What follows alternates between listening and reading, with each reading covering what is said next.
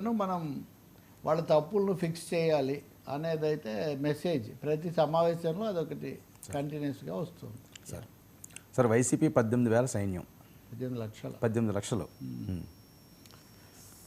అది అంటే ఆయన అన్నారు సజ్జల రామకృష్ణారెడ్డి, ఇప్పుడు ఆయనే కదా ఎక్కువ మళ్ళీ సమన్వయకర్త కదా ఆయన. ఆ పార్టీ ప్రజా సంఘాలు అనుబంధ సంఘాల యొక్క సమావేశంలో మాట్లాడుతూ ఈ అనుబంధ సంఘాలకు కూడా కింది స్థాయి దాకా కమిటీలు వేయాలి, ఈ కమిటీలన్నీ కూడా వేయటం పూర్తయితే మనకు 18 లక్షల మంది ఈ కమిటీలో సభ్యులే ఉంటారు, వీళ్ళే మనకు సైన్యం అవుతారు. ఈ సైన్యంతో మనం ఈ ప్రభుత్వాన్ని, కూటమి తప్పులను, తెలుగుదేశం యొక్క దాడిని, కేసులను మనం తట్టుకోవచ్చు అనే ఒక సైన్యం అనే పదం కూడా ఒక విధంగా, అంటే ప్రతి పార్టీ తన కార్యకర్తలు సైన్యం అనే అంటుంది, కానీ ఇప్పుడు ఏపీలో ఉన్న ఉద్రిక్త పరిస్థితుల్లో ఈ సైన్యం అనే మాట కొంచెం ఆసక్తిగా మనకు కనిపిస్తుంది. 18 లక్షలు అంటే చాలా పెద్ద సంఖ్య కదా. గత కొద్ది రోజులుగా మనం గమనిస్తే వైసీపీ ఒక 3 స్థాయిల్లో 3 అంచెల వ్యూహంలాగా చేస్తున్నట్టు కనిపిస్తుంది. ఒకటేమో కేసులు, వీటికి సంబంధించి ఇమీడియట్గా దాన్ని ఎదుర్కోవటం. రెండేదేమో జగన్మోహన్ రెడ్డి ఆయన పర్యటనలో అక్కడ వచ్చేటటువంటి వాదోపవాదాలు, తర్వాత కాస్త ఎదురుదాడి చేసేవాళ్ళు, వీళ్లను రంగంలోకి దింపి ముఖాముఖి తలపడ్డం. మూడోదేమో కార్యకర్తలను అలాగే కాస్త మాట్లాడే వాళ్ళను సిద్ధం చేసుకోవడం, వీళ్ళకి అండగా సోషల్ మీడియాను కూడా చేయటం, ఇది జరుగుతుంది. సో జగన్ కూడా ఎప్పుడున్నా కానీ జిల్లాల వాళ్ళతో మాట్లాడుతూనే ఉన్నారు. ఉన్నప్పుడు అంత గతంలో ఈ స్థాయిలో ఉండేవి కాదు, ఏదో జిల్లా నాయకులతో, ఎమ్మెల్యేలతోనే. కానీ ఇప్పుడు మటుకు ఈ 18 లక్షల మందిని సిద్ధం చేసి క్షేత్రస్థాయిలో వైసీపీ వాయిస్ చాలా బలంగా వినిపించాలి. రెండో జగన్ ఈసారి పర్యటనకు వెళ్ళేసరికి వీళ్ళంతా రంగం సిద్ధం చేసి ఉంచాలి. మూడో స్థానిక ఎన్నికలు కూడా వస్తాయి కదా, దానికోసం కూడా. అందుకని ఈ కేసుల మధ్యలో ఎదురుదాడి ఇది కూడా ముఖ్యమైన అంశమే. ఉదాహరణకు పెద్దిరెడ్డి రామచంద్రారెడ్డి మాజీ మంత్రి, చాలా కీలక నాయకుడు. రాజమండ్రిలో అక్కడ జైల్లో కుమారుడు మిథున్ రెడ్డిని అది కలిసిన తర్వాత ఆయన వచ్చి దాదాపు చాలా తీవ్ర స్థాయిలో దాడి చేయడం మనం గమనిస్తాం. అసలు మీరే చేశారు కుంభకోణం అంతా, మీది మా మీద వేయడానికి ప్రయత్నిస్తున్నారు, ఇవన్నీ ఏమాత్రం నిలబడవు అనేటటువంటి మాట ఆయన చాలా గట్టిగా ఆయన చెప్తున్నాడు. ఇంకోవైపున మీరు చూస్తే జగన్ ఎందుకు లోపలేయట్లేదని వైఎస్ షర్మిల గారు అడుగుతున్నారు కాంగ్రెస్ పార్టీ తరఫున.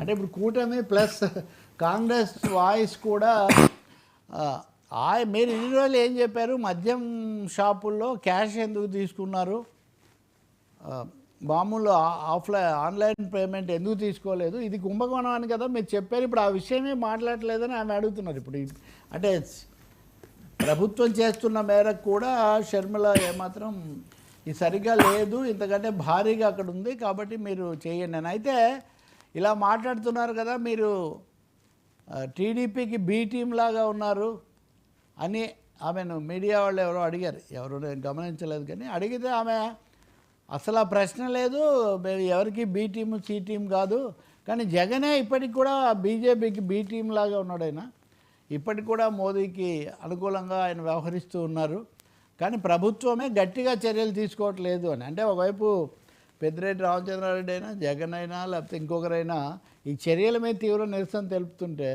షర్మిల మటుకు వీళ్ళు చాలా జరగాల్సినంత చర్యలు అంత గట్టిగా జరగడం లేదు, వీళ్ళు తప్పించుకుపోతున్నారు, దీనికి బహుశా బీ టీం అయినందుకేనేమో అన్న సందేహం వాళ్ళు వెళ్ళిపుచ్చుతున్నారు. తర్వాత నిన్న మనం చర్చించిన నెల్లూరు అనిల్, ఆయనకు నోటీస్ ఇచ్చారు, ఇంకా కొన్ని కేసులు కూడా వచ్చాయి. ఇది కోర్టుల్లో ఇంకోటి కూడా వచ్చింది, నేరుగా రాజకీయాలు కాదు, కానీ గతంలో పోలీస్ దర్యాప్తు అధికారిగా ఉన్న ఆయన సంజయ్కి ఒక బెయిల్ ఇచ్చింది గతంలో హైకోర్టు.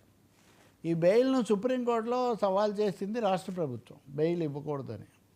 సుప్రీంకోర్టు ఆ కేసు విచారించే క్రమంలో న్యాయమూర్తి ఒక మాట అన్నారు, ఈయనకు బెయిల్ ఇస్తూ 49 పేజీల తీర్పు ఇచ్చింది హైకోర్టు, బెయిల్ ఇవ్వడానికి 49 పేజీల తీర్పు ఏంటి, దాన్ని దాదాపు కేసు సగం విచారణ చేసినట్టే కనిపిస్తుంది, తీర్పే 49 పేజీలు ఉంటే అని వ్యాఖ్య చేశారు. అంతకుముందేమో కొన్ని బెయిల్ ఇచ్చినవి రద్దు చేశారు, కొన్ని లేనివి ఇచ్చారు, ఇదంతా జరుగుతుంది. సో ఈ కేసుల యుద్ధం కూడా అటు అధికారుల పరంగా, ఇటు నాయకుల పరంగా అనేక మలుపులు తిరుగుతున్నట్టుగా మటుకు స్పష్టంగా కనిపిస్తుంది. ఈ విషయంలో చివరి చివరి నిర్ణయం ఎలా ఉంటుందో మనకు తెలియదు. కానీ చాలా ఇప్పుడు ఉదాహరణకు వైవి సుబ్బారెడ్డి ఉన్నారు, ఆయన టీటీడీ లడ్డు మీద తను వేసిన కేసు మళ్ళీ తనే వెనక్కు తీసుకున్నారు. మేము మళ్ళీ మరింతగా వస్తాం, న్యాయస్థానాలు వాళ్ళని అనుమతిస్తూ ఉన్నాయి. ఇంకా వరుసగా డజన్ల కేసులు ఇట్లాంటివే నడుస్తున్నాయి. సో ఈ 3 స్థాయిల్లో ఈ యుద్ధం సాగుతున్నట్టుగా కనిపిస్తుంది. సార్ బీహార్ ఎన్నికల బహిష్కరణ